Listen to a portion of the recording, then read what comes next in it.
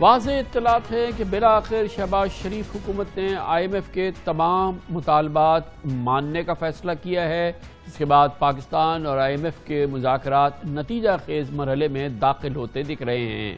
اس سال مارچ سے منجمد قرض پروگرام بحال ہونے کی امید ہے اور IMF کی تسلی کے لیے شہباز حکومت نے بجٹ میں 436 ارب روپے کے اضافی ٹیکسز لگانے کی شرط مان لی ہے۔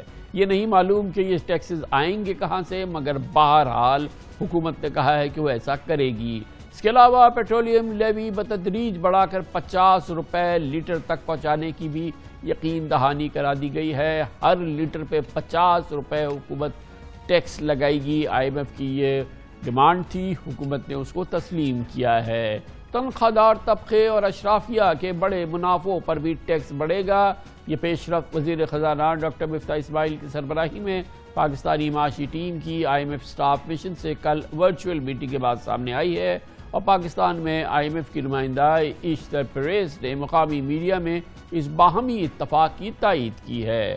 اب پیر تک IMF سے memorandum of economic and financial policy یعنی MEFP ملنے کی خبریں ہیں، جس کے بعد سٹاف لیول اگریمنٹ کی طرف آگے بڑھا جائے گا اور پھر جب سٹاف لیول اگریمنٹ ہو جائے گا اس کے بعد پھر یہ معاملہ IMF بورڈ کے پاس جائے گا اور دوسری طرف حکومت کو 1 جولائی سے پہلے نظر ثانی شدہ بجٹ، یہ ہمیں کہنا چاہیے کہ دراصل حقیقی بجٹ کی پارلیمنٹ سے بھی منظوری لینی ہے اور اس دفعہ IMF اس سب چیز کی پہلے آپ سے گارنٹی لینا حاصل کرنا چاہتی ہے، بلکہ دیکھنا چاہتا ہے کہ اس پہ عمل درآمد شروع ہو گیا پھر کہیں جا کے یہ پروگرام منظور ہوگا۔ اس کے علاوہ اسی دوران IMF اور اسٹیٹ بینک آف پاکستان زر مبادلہ ذخائر میں اضافے اور مانیٹری پالیسی کے اہداف طے کریں گے۔ ان تمام مراحل کی ہر صورت پیشگی کامیابی کے بعد IMF کے ایگزیکٹو بورڈ پاکستان کے لیے $1 ارب کی قسط جاری کرنے کی منظوری دے گا۔ گویا ان تمام مراحل میں کم از کم 2 سے 3 ہفتے لگ سکتے ہیں۔ کوئی بعید نہیں کہ شہباز شریف حکومت نے IMF کو قائل کرنے کی ہر ممکن کوشش کی ہوگی، لیکن اعتماد کا فقدان اس حد تک بڑھ چکا ہے کہ بالآخر IMF کی شرائط کے سامنے سرنڈر کرنا پڑا۔ اب آئندہ مالی سال میں FBR کے ٹیکس ٹارگٹ میں 436 ارب روپے مزید بڑھانے کے اثرات یقیناً براہ راست بالواسطہ طور پر عوام پر ہی پڑیں گے۔ اس لیے قوم کمر کس لے کیونکہ مہنگائی کا ڈراؤنا خواب جلد حقیقت بن جائے گا۔ IMF کی شرائط کے سامنے شہباز حکومت کو بالآخر ڈھیر ہونا پڑا۔ کولیشن گورنمنٹ کا پہلا بجٹ پیش کر رہا ہوں۔ اب IMF کے مطالبے پر وفاقی بجٹ کا مجموعی حجم 9,500 ارب روپے سے بڑھا کر 9,900 ارب روپے سے زائد کیا جا رہا ہے، جبکہ FBR کا ٹیکس ہدف اب 7,004 ارب روپے کے بجائے 7,440 ارب روپے ہوگا، جو موجودہ مالی سال کی ممکنہ ٹیکس آمدن سے 24% زیادہ ہے۔ یقینی طور پر ریونیو وصولی کے یہ اضافی 436 ارب روپے عوام کی جیبوں سے نکالے جائیں گے۔ تنخواہ دار طبقے کے لیے فکر مندی کا سامان ہے کہ 1 لاکھ روپے ماہانہ تک تنخواہ لینے والوں پر ٹیکس دوبارہ متعارف کرایا جائے گا، کیونکہ حکومت نے 50,000 روپے سے 1 لاکھ روپے تنخواہ لینے والوں اور سالانہ 6 لاکھ سے 12 لاکھ روپے کمانے والوں پر 2.5% انکم ٹیکس لگانے سے متعلق IMF کا مطالبہ مان لیا ہے۔ 1 جولائی یعنی تقریباً اگلے ہفتے سے پیٹرولیم مصنوعات پر لیوی لگانے پر حکومت کو آمادہ ہونا پڑا۔ طے شدہ معاہدے کے تحت پیٹرولیم مصنوعات پر لیوی چارجز 5 روپے ماہانہ سے بتدریج بڑھا کر 50 روپے کر دیے جائیں گے، جس کے بعد پیٹرول ڈیزل کی قیمتوں میں مزید 50 روپے لیٹر تک اضافہ متوقع ہے۔ کسٹم ڈیوٹی کی وصولی کا ہدف بھی 950 ارب روپے سے بڑھا کر 1,005 ارب روپے کرنے پر اتفاق ہو گیا ہے، جس کے بعد امپورٹڈ اشیاء کی قیمتوں میں مزید اضافہ متوقع ہے۔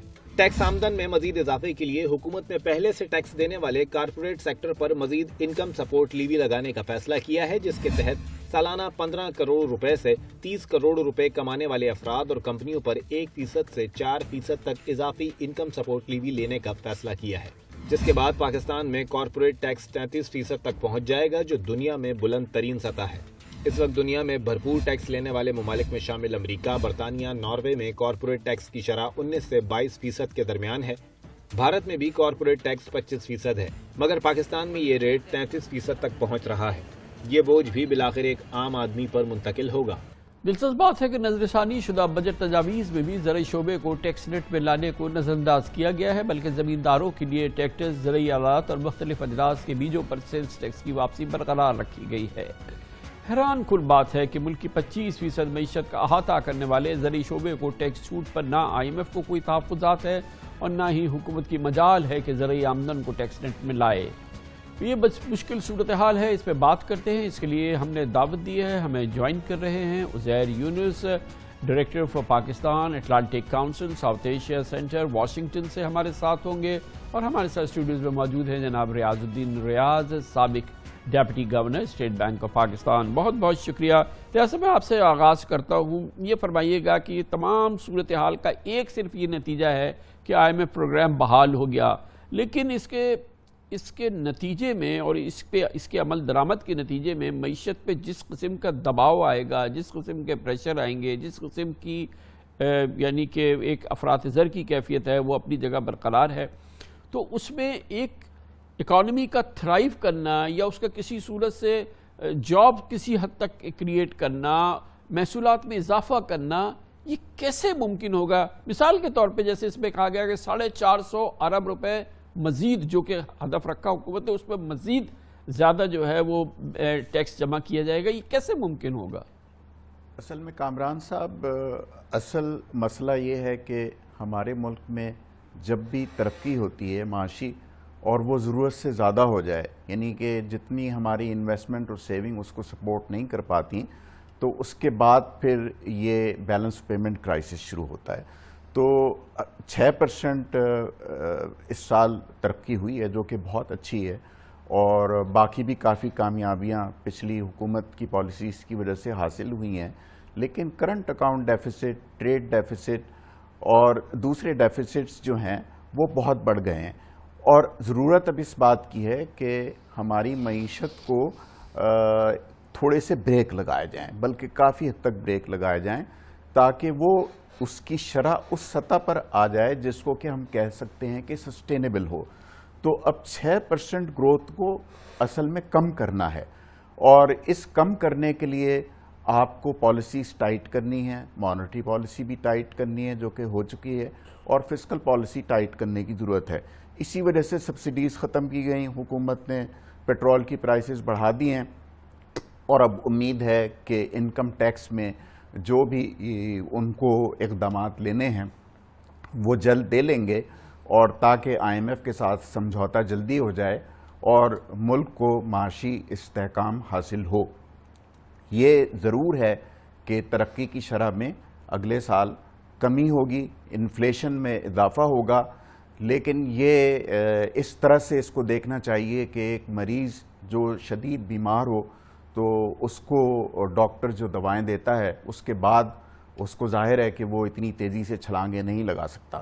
اور یہ ہماری معیشت کو یہ پہلے بھی کئی دفعہ ایسا ہو چکا ہے, اور یہ اس وقت تک ہوتا رہے گا جب تک ہمارے حکمراں پالیسیز ایسی نہیں بنائیں گے جو کہ استحکام مستقل طور پہ رکھیں. تو عزیر یونس صاحب, آپ بتائیے گا کہ بالآخر پروگرام ہو جانا, دوبارہ یہ جاری ہو جانا, اور اس پورے ماحول کے اندر یہ پاکستانی معیشت کے لیے جس چیلنجنگ ٹائم سے گزر رہی ہے, یہ اس کے لیے بہتر خبر ہے. یعنی کہ یہ ہمیں ایک طرف سرٹینٹی اور دوسری جانب اکنامک سٹیبلٹی جو ہے وہ فراہم کرنے کی اس کی امید پیدا ہو سکتی ہے. بہت, اور جو غیر یقینی کی صورتحال تھی وہ تو کم ہوگی مارکیٹ کے اندر, لیکن اصل سوال پوچھنے کا یہ ہے کہ پاکستان کی معیشت ایک اس شخص کی طرح کیوں ہے جو ہر تھوڑے ماہ بعد حلوائی کی دکان پہ کھڑا ہو کے مٹھائی تو کھا لیتا ہے, لیکن پھر جب ڈاکٹر کے پاس جانا ہوتا ہے تو بڑا شور شرابہ ہوتا ہے کہ جی یہ کیا ہو گیا اور جو ہے صحت خراب ہو گئی ہے. پاکستان کے اندر اس کا جو بوجھ جیسا آپ نے کہا جو پڑے گا اور جو پڑ رہا ہے اس وقت وہ عام شہری پر ہے, اور چاہے وہ پارلیمان ہو, سیاستدان ہو, بڑے صنعت کار ہوں, وہ اس کا بوجھ اٹھانے کی نہ تو ہاں کرتے ہیں نہ کوشش کرتے ہیں.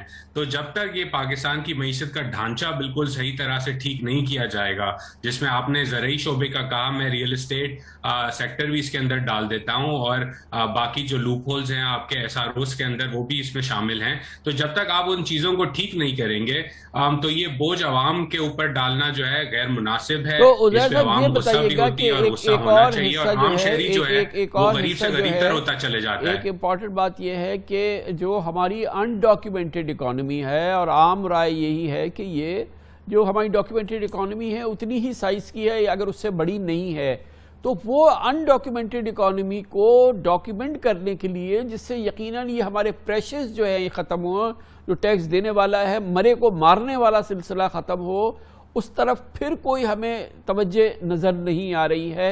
वो कितना हमारे इन मसाइल को हल करने में मदद कर सकती है अगर वाकई इसमें दिलजोई हो और पूरी कुव्वत से कोशिश की जाए कि ये अनडॉक्यूमेंटेड हिस्सा, टैक्स थीव्स, टैक्स चोरी, इवेजन और ये तमाम चीज़ें जो हैं ये इस पे किसी हद तक तो काबू पाया जाए। देखें, इससे काफी अगर इस पे कोशिश की जाए तो काफी फर्क पड़ेगा, और इमीडिएट टर्म में फर्क ये पड़ेगा कि जो काला पैसा है जो रियल एस्टेट में अनप्रोडक्टिव एसेट क्लास में डाला जाता है, उसको अगर आप फॉर्मलाइज करेंगे तो वो प्रोडक्टिविटी की तरफ जाएगा, जिससे इन्वेस्टमेंट होगी, एक्सपोर्ट्स बढ़ेंगे, प्रोडक्टिव प्रोडक्शन मैन्युफैक्चरिंग होगी।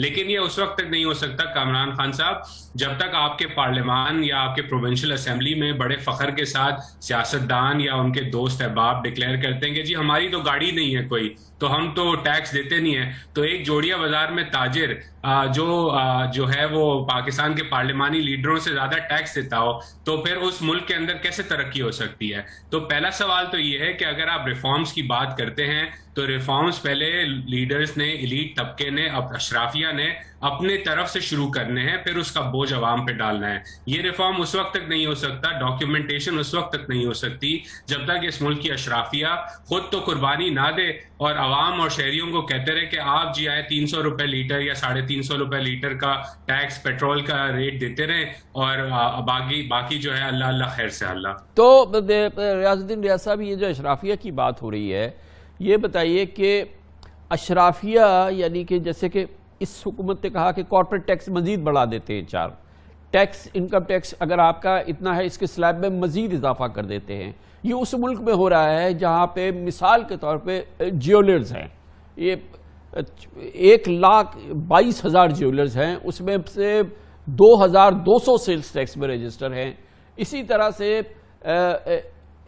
कमर्शियल आपकी इलेक्ट्रिसिटी जो है वो आपके मीटर्स लगे हुए हैं और आप सेल्स टैक्स में रजिस्टर नहीं हैं, आप इनकम टैक्स में रजिस्टर नहीं हैं। इस किस्म की डिस्पैरिटी को पहले रिमूव करने की ज़रूरत है या कॉर्पोरेट टैक्स को बढ़ाने की ज़रूरत है? जो टैक्स देने वाला है उससे मज़ीद टैक्स लेने की ज़रूरत है अंडर दी कवर ऑफ अशराफिया कि ये अशराफिया है, ये साहिब हैसियत है, इसका बिजनेस क्लास के टिकट पे इसको 1 लाख रुपए मजीद इससे लो, इसके इस हर उस चीज़ पर जिसका वो टैक्स ऑलरेडी दे चुका है उस पर डबल दे, और आधी आबादी को जो कि अरबों खरबों कमा रही है उससे 1 रुपया भी टैक्स नहीं मिल रहा तो कोई परवाह नहीं है। असल में कामरान साहब, दोनों ही काम करने की ज़रूरत है। टैक्स वसूलने की हर एक से बहुत ज़्यादा ज़रूरत है, जो भी टैक्स इवेट करता है, चोरी करता है, हर एक से बहुत ज़्यादा ज़रूरत है। ज़ाहिर है कि हुकूमत ये कदम कोई 2-3 महीने में नहीं ले सकती, बल्कि 2-3 साल में, पिछले 70 साल से ये नहीं ले सकी है। तो उसके पास इस वक्त कोई ना कोई उसको स्टेप लेना पड़ता है, और उसकी वजह से जो भी एंटिटीज़ टैक्स ऑलरेडी पे कर रही हैं और अगर उनकी इनकम ज़्यादा हो रही है तो उन्हीं के ऊपर बोझ डालना पड़ता है। ये मजबूरी यूँ बन जाती है कि हमारे यहाँ के बिजनेसेस टैक्स इवेजन बहुत करते हैं और हुकूमत कई वजूहात की वजह से उनके ऊपर हाथ अब तक नहीं डाल सकी है। तो ये तो बहुत अच्छी बात है। अगर हमारे मुल्क में फिस्कल कंसोलिडेशन और निज़ाम टैक्स वसूली का अगर अच्छा हो जाए तो हमारे काफ़ी हद तक मसाइल हल हो जाएंगे। लेकिन पिछले 75 साल में अभी तक पाकिस्तान की तारीख़ में ऐसा नहीं हो सका, और कभी मेरा ख्याल है कि संजीदगी से किसी भी हुकूमत ने कोशिश नहीं करी, और अगर कभी कोशिश की भी गई है तो फिर फ़ौरन एहतजाज शुरू हो जाते हैं। वो वोटर है ना जी, वो वोटर है, इन फैसला साजों के वोटर जो पार्लियामेंट में बैठ के फैसले करते हैं उनके वोटर हैं। आप ये देखें कि अब ये शनाख्ती कार्ड की शर्त वापस ले ली ना, हर सेल्स पे एक बुनियादी छोटी सी चीज थी वो वापस ले ली। अजीब सी चीज कर दी कि जी दुकान के बाहर देख लेंगे कि इसका बिजली का बिल कितने का है तो हद से हद 50,000 रुपए महीना आपसे इनकम टैक्स लेंगे, इसका टैक्स लेंगे। ये कौन सा कानून है? इमरान साहब, एक तरफ तो हुकूमत टैक्स नहीं वसूल कर पा रही, दूसरी तरफ وہ معاشی اقدامات ایسے لکھتی ہے کہ ہر ایک کو ٹیکس ریلیف دینے کی کوشش کرتی ہے. تو ہمارے ملک کے حکمرانوں کو اس ذہنیت سے نکلنا پڑے گا کہ آپ ہر ایک کو ریلیف دیں. دیکھیں خدا نخواستہ ہمارے ملک میں کوئی زلزلہ نہیں آیا ہوا, ہمارے ملک میں ابھی کوئی سیلاب نہیں آیا ہوا, ہمارے ملک میں اس طرح کی کوئی پریشانی ہی نہیں ہے کہ آپ ٹیکس یا کسی بھی قسم کی ریلیف دینے کی ضرورت ہو. پھر بھی ہر دفعہ حکومت کا فوکس جو ہوتا ہے ریلیف دینے کے اوپر ہوتا ہے جبکہ اس کی آمدنی نہیں ہوتی, تو اس سے مسائل اور زیادہ بگڑتے ہیں. یہ مجھے بتائیں عزیر یونس صاحب کہ اب دنیا میں کمپلائنس کی اتنی بات ہو گئی ہے, FATF ہم نے بھگتا ہے 4.5 سال, اب ہمیں بتایا گیا ہے کہ ہم نے ان کے تمام ایکشن پلان پر عمل کر لیا ہے, لیکن اس کے باوجود ایز اے پاکستانی میں یہ سمجھتا ہوں کہ اتنی بڑی کیش اکانومی آج بھی کام کر رہی ہے, اتنی بڑی کیش اکانومی جو ہے وہ تھرائیو کر رہی ہے, اور یہ وہ ساری اکانومی ہے جو کہ کسی ٹیکس مد میں نہیں ہے, اس کا ذکر بھی نہیں ہے کہ اس پہ کیا ٹیکس ڈالنا ہے. ٹیکس بڑھانا ہے تو میرا ٹیکس بڑھانا ہے, یا میرے جیسے جتنے لوگ ہیں جن کو جو کہ پابندی سے اور انتہائی ایمانداری سے پورا ٹیکس دیتے ہیں ان کو ہی کچلنا ہے. تو یہ کیسے ممکن ہے؟ اس اکانومی کا یہ کتنا بڑا فلا ہے کہ جس میں اتنی میسو کیش اکانومی کی گنجائش ہے کہ وہ کیش کا کاروبار ہو سکتا ہے. کیا سب یہ FATF کے باوجود اس پر قابو پانا ممکن نہیں ہے؟ کیونکہ ایک بار یہ قابو میں آ جائے تو پھر یہ ڈاکیومنٹڈ اکانومی کا حصہ بن جائے گا نا. دیکھیں ڈنڈے کے زور پہ ہم نے کافی کوشش کر لی ڈاکیومنٹیشن کی, 75 سال میں نہیں ہو سکا. میرا ماننا یہ ہے کہ آپ نے یہ ڈاکیومنٹیشن انسینٹیو سے کرنی ہے. ٹیکنالوجی کا زمانہ ہے, اور پنجاب کے اندر یہ کچھ سال پہلے ایکسپیریمنٹ کیا گیا تھا کہ جہاں ریسٹورنٹس میں ڈیجیٹل پیمنٹس کے تھرو اگر آپ پیمنٹ کرتے تھے تو آپ کی ٹیکس ریٹ کم ہو جاتی تھی. اسی طرح پاکستان بھر کے اندر اب اسٹیٹ بینک نے راسٹ لانچ کیا ہے, ڈیجیٹل پیمنٹس انٹرفیس ہے, اس کو انسینٹیوائز کریں. آپ کنزیومر کو کہیں کہ جی اگر آپ 17% کیش پہ GST دیتے ہیں, وہی ٹرانزیکشن اگر آپ ڈیجیٹل پیمنٹس کے تھرو کریں تو آپ کو اس کے اوپر ریفنڈ مل جائے گا یا آپ کو سستا کم ٹیکس ملے گا. تو کنزیومر خود ہی دکاندار کو, چاہے وہ جولر ہو چاہے وہ کچھ کھانے پینے کی اشیاء بیچتا ہو, اس کو کہے گا کہ بھائی میرا یہ فون نمبر ہے, آپ اپنا QR کوڈ بتائیں یا اپنا اکاؤنٹ نمبر دیں اور میں آپ کو ڈیجیٹلی ٹرانزیکشن دے دیتا ہوں. اس انسینٹیو کے بغیر میرا یہ ماننا ہے کہ یہ جو ڈاکیومنٹیشن کا مسئلہ یہ ڈنڈے کے ذریعے حل نہیں ہوگا. ہمیں کریٹیولی تھنک کرنا پڑے گا کہ اگر ایک شہری 80% GDP ہمارا کنزمپشن ہے یا اس سے زیادہ کنزمپشن ہے, تو آپ نے انسینٹیو دینا ہے لوگوں کو جو دکاندار کو جا کے خود کہے کہ جی میں آپ کو اب کیش نہیں دے رہا, میں آپ کو ڈیجیٹل پیمنٹس دے رہا ہوں. اور وہ ڈیٹا آٹومیٹکلی جب کیپچر ہونے لگ جائے گا تو حکومت نہ صرف ٹیکس نیٹ خود ہی بڑھ جائے گا بلکہ جو ریٹ ہے وہ بھی کم ہو جائے گا کیونکہ آپ کا نیٹ ایکسپینڈ ہو رہا ہے. لیکن ہم اسی پرانے آرگیومنٹ میں ابھی تک پھنسے ہوئے ہیں جہاں لوگ کہتے ہیں کہ ڈنڈے کے زور پہ آپ ڈاکیومنٹیشن کروا دیں. میرا ماننا ہے کہ یہ 75 سال میں نہیں ہوا اور اگلے 75 سال میں بھی نہیں ہوگا. تو ریاض صاحب 9% ہمارا ٹیکس ٹو GDP ریشو دنیا کے کم ترین ٹیکس ٹو GDP ریشو ہے. کیا ممکن نہیں ہے کہ یہ 9 کا 18 ہی ہو جائے کم از کم؟ کیا یہ حکومتیں در حکومتیں فیل ہو رہی ہیں یا اس کا حصہ ہیں وہ اس لیے کامیاب نہیں کرنا چاہتی ہیں؟ ممکن تو بالکل ہے. ہمارے ملک میں اور دوسرے ملکوں میں کم از کم ایسا تو فرق نہیں ہے کہ جو دوسرے ممالک نے کر لیا ہو وہ ہم نہیں کر سکیں.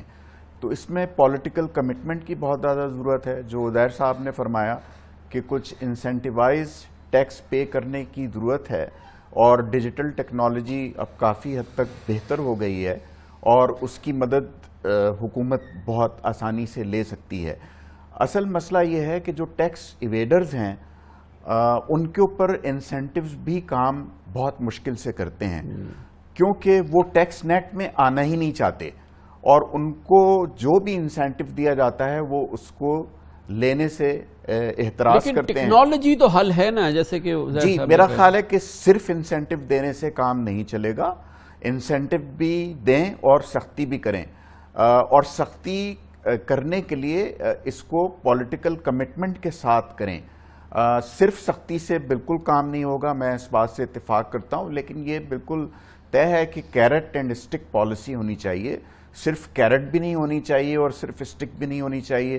ہمارے ملک میں تو صرف کیرٹس دیتے چلے آئے ہیں. تو عزیر صاحب یہ بتائیے گا کہ ہم کتنے اکوپڈ ہیں اب؟ وہی ہم اس کو اگر ٹیکنالوجی سے ٹیکل کرنے کی کوشش کریں, دنیا ہی ٹیکنالوجی سے کر رہی ہے, تو اب نادرا کے بعد، یہ راست کے بعد، یہ تمام جو ریکارڈ سیکنگ ہوئی ہے، پچھلی گورنمنٹ مسلسل کہتی رہی کہ اس نے 180 ملین لوگوں کا بہت زبردست ڈیٹا اس کے پاس ہے، تمام چیزیں وہ اب اس طرح سے ڈیٹا مائننگ ہو چکی ہے، تو ہم کتنے اکوپڈ ہیں اور اب کتنا یعنی کہ ٹیکنیکلی ہم کتنے اس کی صلاحیت رکھتے ہیں، اور اب صرف کیا ول کا کام ہے جس کے ذریعے ہم ٹیکنالوجی کے پوری قوت سے استعمال کریں اور اپنی اکانومی کو جس حد تک ممکن ہو سکے، یا ہمارا tax to G D P ratio 8 سے ہم 16 یا 9 سے 18 ہی کر لینا کم از کم۔ میں اگری کرتا ہوں کہ آپ کو ڈنڈے کی بھی ضرورت ہے اور انسینٹیو کی بھی ضرورت ہے۔ جہاں تک ڈنڈے کی بات ہے، یہ راکٹ سائنس نہیں ہے۔ میرا ماننا یہ ہے کہ شروعات پارلیمان کے اندر سے ہی ہونی چاہیے۔ اگر پارلیمانی لیڈر اپنا احتساب خود کریں گے، جو ٹیکس وہ دیتے ہیں اور ایمانداری سے ٹیکس دیں، تو خود عوام کے اندر بھی شعور آئے گا کہ جی اگر ہمارے لیڈر پورا ٹیکس دے رہے ہیں تو ہم بھی دیں۔ میں آپ کو ایک چھوٹا سا مثال دے دیتا ہوں کہ بھارت کا جو شہر پونا ہے وہ پورے سندھ سے زیادہ پراپرٹی ٹیکس کلیکٹ کرتا ہے، اور اس کے لیے آپ کو کوئی بگ ڈیٹا کی ضرورت نہیں ہے۔ آپ شہروں کے ایس ایچ اوز کو بلائیں اور کہیں کہ جی آپ کے شہر میں امیر لوگ کہاں رہتے ہیں، اور پھر آپ ان کا ٹیکس نقشہ کھینچ لیں۔ مسئلہ یہ ہے کہ اگر یہ آپ نے کرنا شروع کر دیا ایز اے حکومت، تو کل حکومت رہے یا نہ رہے، زیادہ تر امکان ہے کہ حکومت نہیں رہے گی۔ تو یہی مسئلہ ہے ایونچولی کہ ٹیکس تو کلیکٹ ہو سکتا ہے، لیکن ان لوگوں سے نہیں ہو سکتا جو ٹیکس نیٹ میں آنا نہیں چاہتے، کیونکہ وہ جڑے ہوئے سیاسی اور معاشی نظام کے اندر۔ گویا کہ یہ پولیٹیکل ول کی بات ہے، اور یہ صرف اور کیونکہ جو ہماری سیاسی اشرافیہ ہے وہ اس کی سب سے بڑی ضامن ہے اور سب سے بڑی محافظ ہے اس پورے نظام کی، جس نے tax to G D P ratio 8% پہ منجمد کیا ہوا ہے۔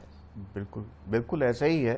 جب تک کہ ہمارے سیاسی حکمراں اس بات کو نہیں سمجھیں گے کہ ان کی جو اصل پالیسی ہے وہ ٹیکس وصول کرنا ہے، اور اس سے جو پیسے وصول ہو رہے ہیں ان کو پھر عوام پہ خرچ کرنا ہے، بورو لے کے اگر وہ خرچ کرتے رہیں گے تو ہمارا ملک ایسے ہی مسائل سے ہمیشہ دوچار رہے گا۔ بڑی نوازش، بہت بہت شکریہ۔ کمرشل بریک، اس کے بعد IMF پروگرام پہ ہماری بات ہم جاری رکھیں گے۔ ایکسٹرنل فرنٹ پہ پاکستان کے جو چیلنجز ہیں، ایک بڑی بھگدڑ مچنے والی ہے، مزید قرضوں کی ہمیں حصول چاہیے، ہمیں سود کی ادائیگیوں کے لیے ایک پورا نظام ترتیب دینا ہے۔ صرف پروگرام سے کام نہیں بنے گا، پروگرام سے تو پھر آگے بات بڑھے گی، اس کی بات کرتے ہیں چھوٹے سے وقفے کے بعد۔